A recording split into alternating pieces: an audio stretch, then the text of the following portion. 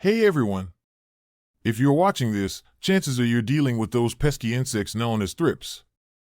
But fear not, because today, I'm going to walk you through a bulletproof strategy to send these uninvited guests packing from your garden or indoor plants. So, get ready to take notes.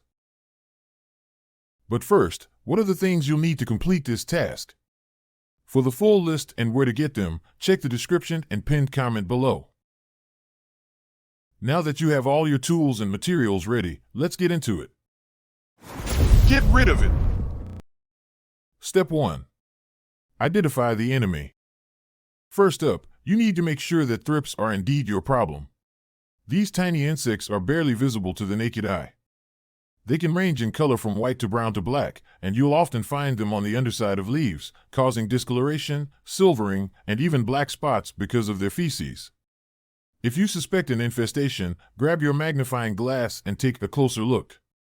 If it's thrips, you'll see them moving about quite quickly for their size. Step 2. Isolate affected plants. Thrips can spread like wildfire, so it's important to quarantine your affected plants. This helps contain the infestation and protects your healthy plants. Make sure you keep them in a separate room or a fair distance away from your other plants. Step 3. Prune and dispose. Any heavily infested leaves or flowers should be pruned to help reduce the thrip population. Seal these prunings in a bag and dispose of them properly. You don't want these critters making their way back to your plants. Step 4. The gentle approach. Start with a gentle shower. Using your garden hose or sink, wash down your quarantined plants. A strong stream of water can dislodge many of the thrips and their larvae. Be thorough but gentle to avoid damaging the plants. Step 5. Insecticidal soap or neem oil. Now, let's talk about insecticidal soap and neem oil. Studies have shown these to be effective against a range of pests, including thrips. One such study from the University of California statewide integrated pest management program provides a solid foundation for this advice. Mix according to the label directions and apply liberally to the leaves, stems, and soil. Make sure to get the undersides of leaves, where thrips love to hide. Step 6. Sticky traps. Thrips are attracted to certain colors, especially blue. By setting up sticky traps around your plants, you can catch a good number of adults and monitor the level of infestation. Remember to replace the traps once they're full. Step 7. Insecticide options.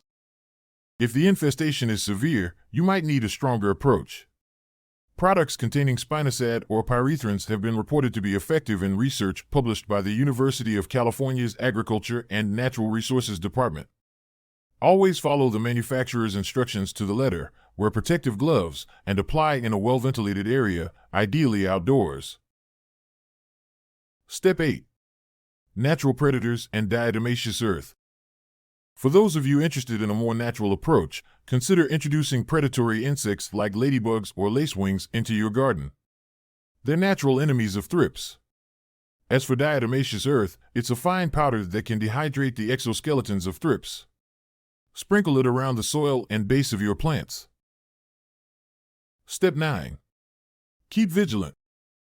After you've applied your chosen treatments, keep an eye on your plants. It may take several treatments to fully eradicate the thrips.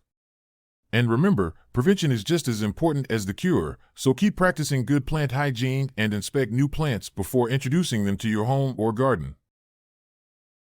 And that's it. You're now armed with the knowledge to tackle those thrips head-on.